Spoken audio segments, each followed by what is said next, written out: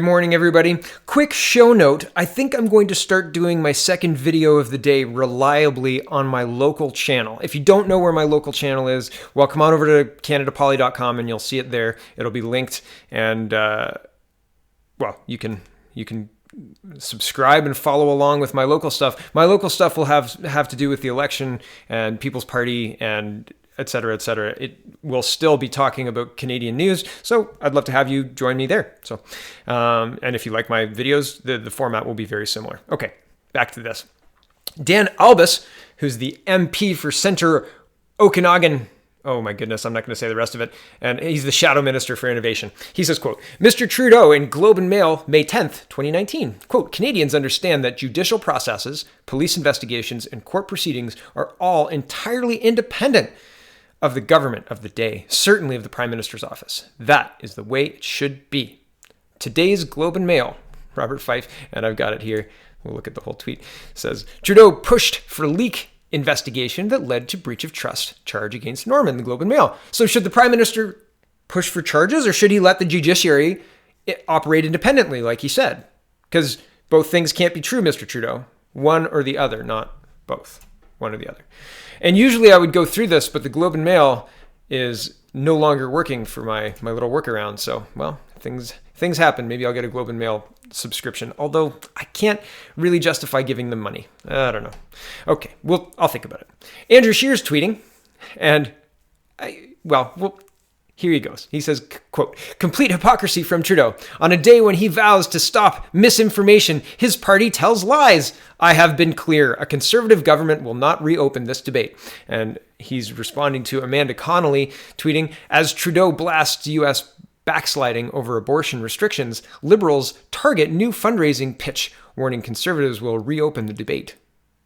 Shouldn't Canadians who elect their officials get to agree with the debate is, rather than having hysterical headlines and whatever? And isn't it interesting that the Conservatives aren't interested in reopening this debate? In 1992, check that, in 1987, I believe, maybe 1988, the abortion was struck down in Canada as unconstitutional because it interferes a baby.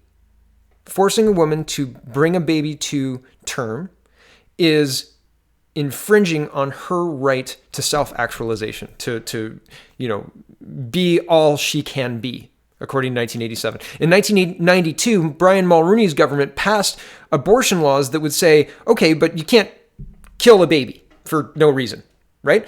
And that passed the government, 131 to whatever the rest, 131 was the vote for, I think, and that was a passing vote then.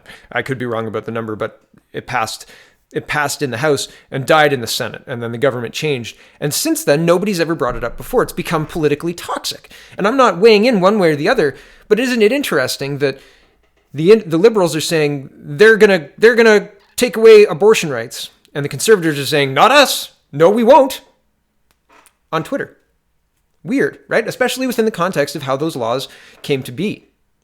Interesting, right? And should it be up for a debate? I don't know. But it seems really interesting that both of the major parties in Canada are running and screaming from engaging with that debate. Because, I don't know.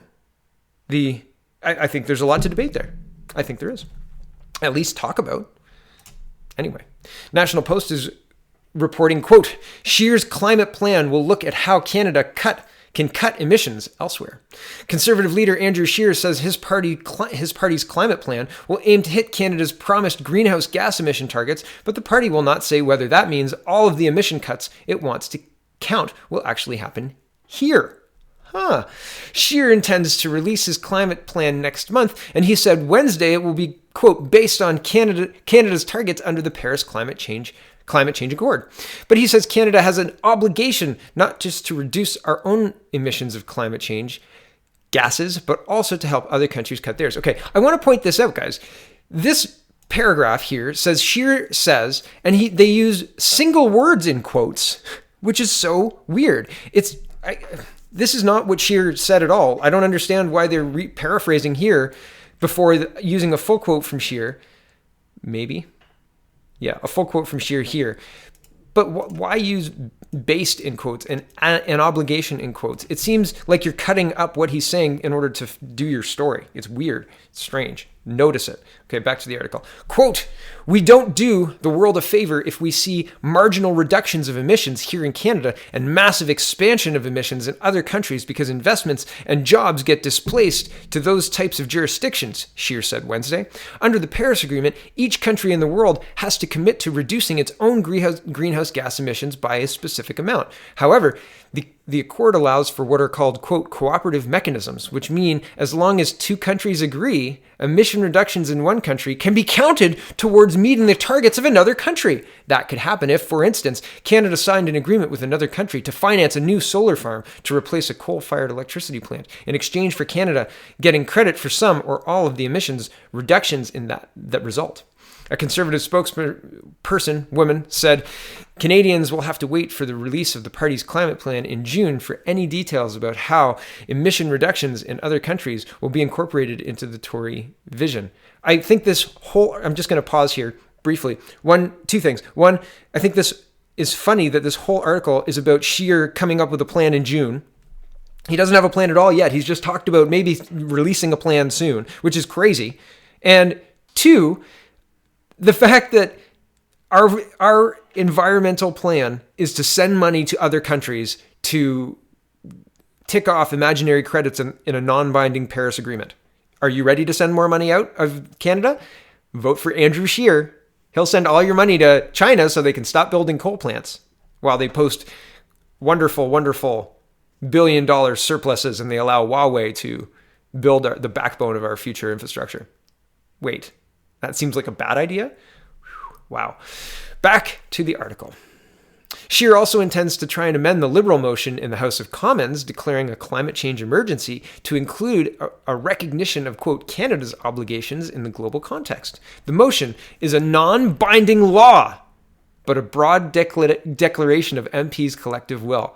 What is a non-binding law? Stop, sir! This non-binding law is being broken currently! Oh, well, I'm ignoring that non-binding law. Thanks. You can't ignore that law. Everybody's agreed to that law. Oh, can we pass it in the House? Have a debate about it like laws are supposed to have? Well, it was passed in a non-binding way, so no.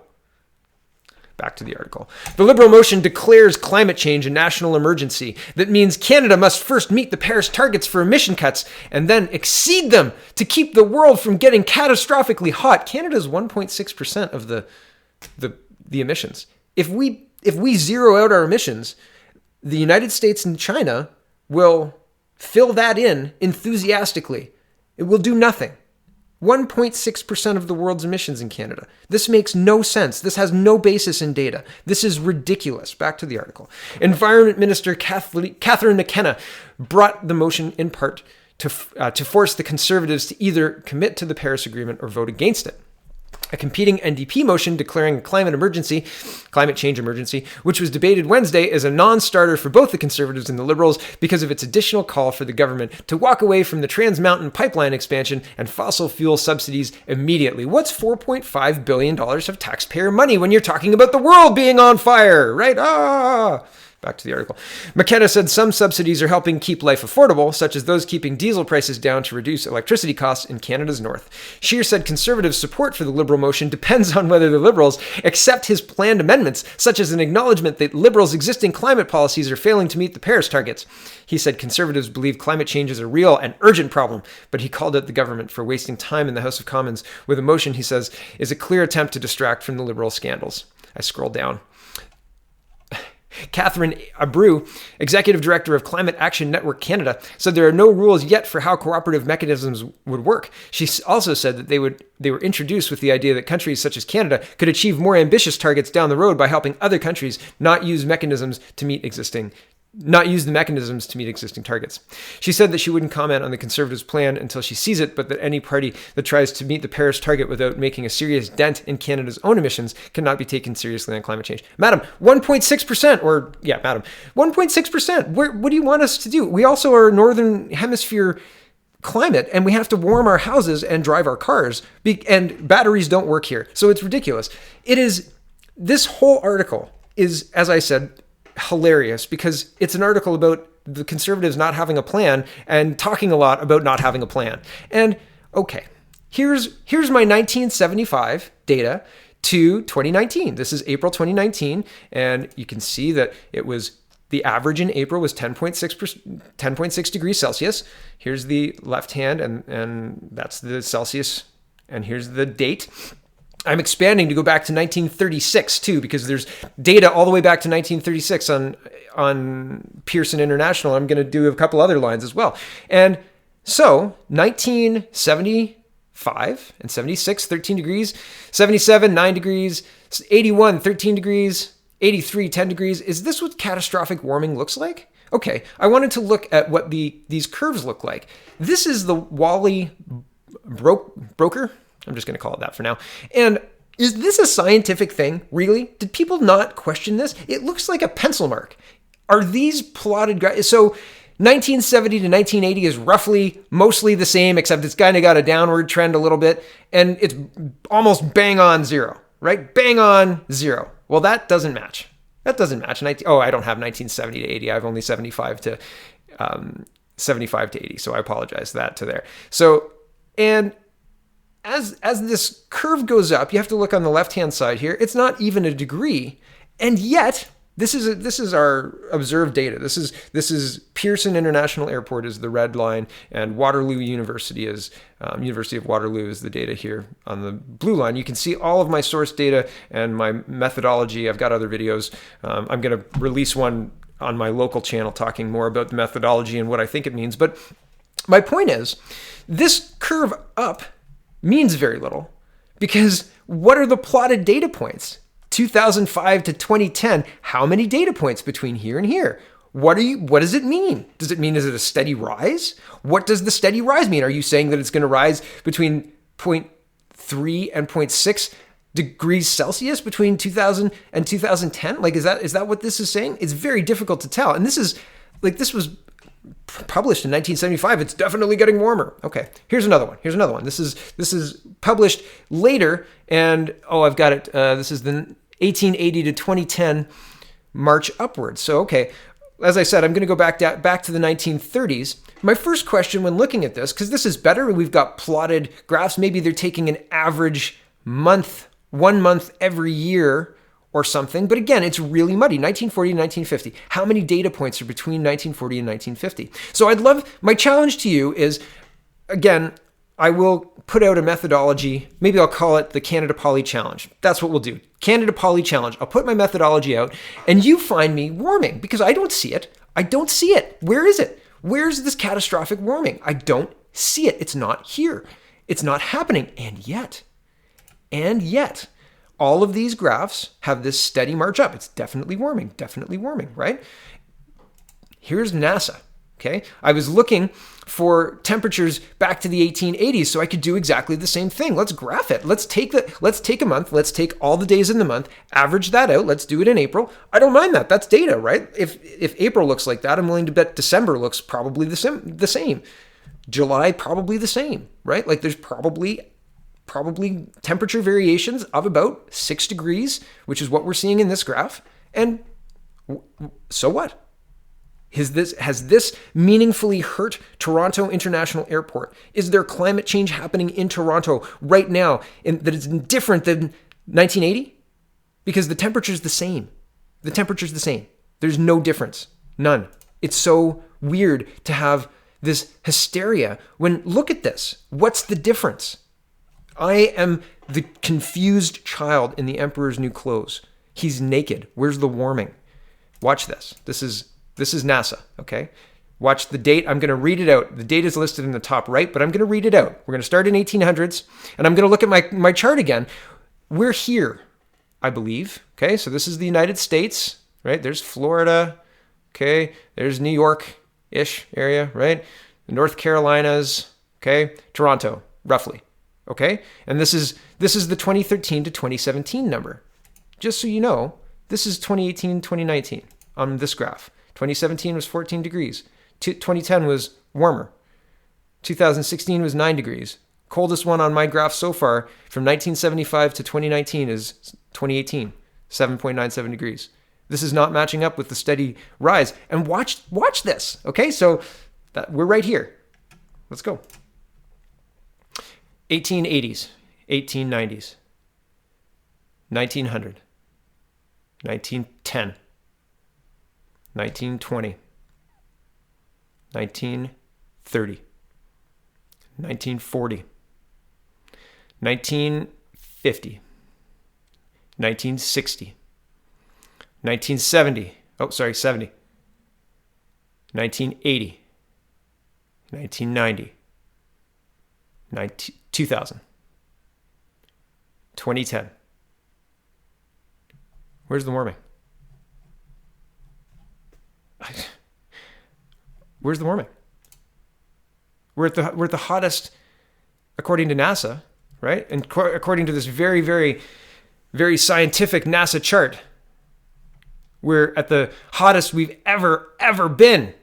The yellow graph is encapsulating all of the whole world. I don't see it. He's not wearing any clothes. Final piece of news is CTV reporting. Create new coast-to-coast energy corridor to get pipelines built. Conservative leader Andrew Scheer pledged Thursday to pursue a coast-to-coast energy corridor, achieve Canadian oil independence by 2030, and adjust mortgage lending rules with the aim of making home buying more affordable. With the federal election less than 6 months away, Scheer used a speech Thursday in Toronto to share new elements of his economic pitch to voters. The opposition leader told a lunchtime business crowd that a Scheer government would work to establish a dedicated route where it would be easier to approve major new energy projects, from pipelines to power lines. Quote, with a single corridor, we could minimize environmental impacts, lower the cost of environmental assessments, increase certainty from investors, and more importantly, get the critical projects built, Scheer said to the Economic Club of Canada. Planning and consulting for the right-of-way could be done up front, sparing industry of the complicated process of submitting proposals for new projects, he said, and he added the corridor would be designed in full consultation with provinces and Indigenous communities. Scheer's address was the second in a series of 5 speeches he's using to introduce major conservative policies ahead of the October election. In a foreign policy speech last week, he promised to move the Canadian embassy to Israel to Jerusalem. Future speeches are scheduled to discuss immigration, intergovernmental relations in Canada, and the environment and climate change.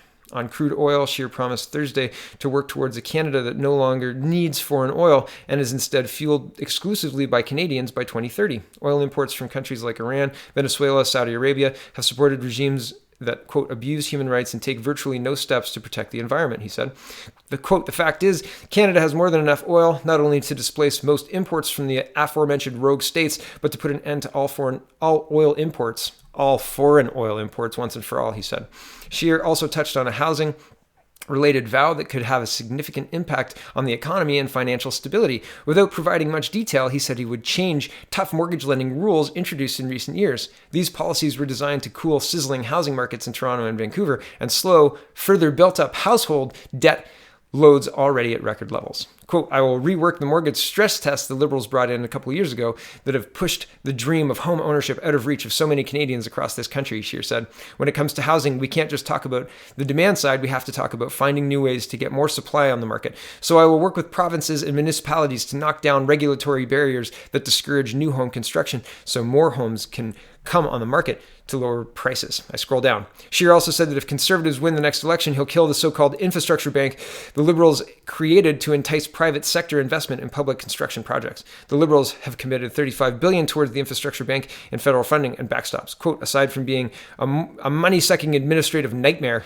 the Canadian Infrastructure Bank is a $35 billion boondoggle waiting to happen, with taxpayers assuming all the risk while corporate investors make all the profit, he said. Now, there's a couple things I want to touch on in this. First, I think the coast-to-coast energy corridor is a good idea. I think that it's a great idea, and I think it probably should have been done before. So I'm fully on board with that. And I think that planning and consulting for the corridor gets to get done one time, and then you get to deal with the federal government, and they say, okay, you've got this section of the corridor, go. That's it, done.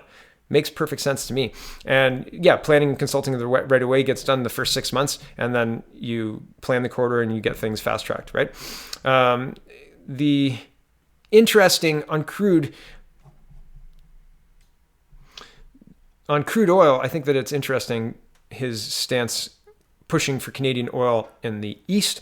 I think that it is a complete no-brainer, absolutely 100% no-brainer. It's Canadian oil versus versus foreign oil. So I think that we should be working towards Canadian oil independence, and I think it's insanity that we haven't been up till now. I think that's crazy that Justin Trudeau has stifled all the pipelines, Energy East and others.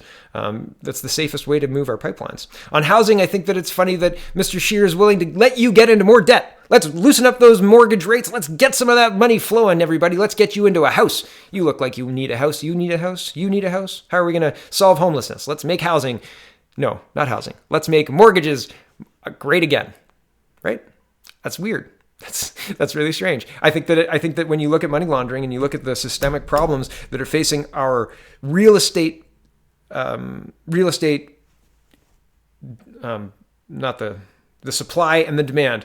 Sorry, I blanked on the supply. I was like the inventory. Inventory was the word I was looking for. The inventory of houses, both for sale and rent, is terribly low. And encouraging people and giving easier mortgages isn't going to help the supply of houses. And he's talking about loosening construction limitations and bureaucracy and red tape, and et cetera, to make building houses better. But you also have to look at the immigration side of things, right? When you keep drawing in or increasing the rate of immigration and spending more and more and more of our money on foreign infrastructure, which has happened under Trudeau, he spent almost $20 billion outside of Canada. It's incredible. That's a lot of our deficit. And it was supposed to go to build Canada. Right? And the roads in my town are not great. And the 401 is the busiest, most choked highway in the world. But hey, you can pay to play on the 407, which got sold right out from Ontario's noses. Man, it's time for these Libcons, because Mr. Scheer supporting the emergency, the climate emergency, shows me he doesn't look critically at what is actually going on. Show me a warming trend. Telling me that he supports it with a couple of changes tells me he's right in bed with the Liberals, and all of this as well. All of this stuff looks like he's doing the same thing as the Liberals. Let's get more money in that housing market. Let's make it easier to get debt. We're not going to solve the crux of the problem, which is foreign money, foreign people buying up the houses, leaving them empty, and laundering their money through our real estate. It's ridiculous. Nobody's talking about this other than Maxime Bernier. So check out the People's Party of Canada.ca. Let's have a government for adults, people who can have the conversations that should be had at all times by the leaders of our country. We need to have people in charge who are more worried about having the hard conversations and doing our best to move forward in a responsible way than people like Trudeau and his merry band of virtue signaling, jet setting. Oh, I don't want to be too insulting, but governors. You could put in a whole bunch of descriptive terms in there, but I don't trust the Liberals. I don't like what they've done, and the Conservatives look to be absolutely no better. So check out the People's Party of Canada. Have a wonderful day. Thanks for watching.